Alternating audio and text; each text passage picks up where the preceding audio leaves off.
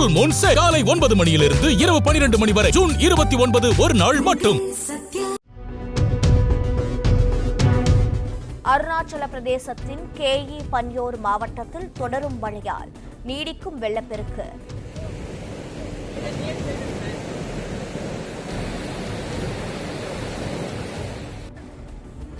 வெள்ளத்தால் வீடுகள் இடிந்ததில் ஒருவர் உயிரிழப்பு, 4 பேரை காணவில்லை என தகவல்.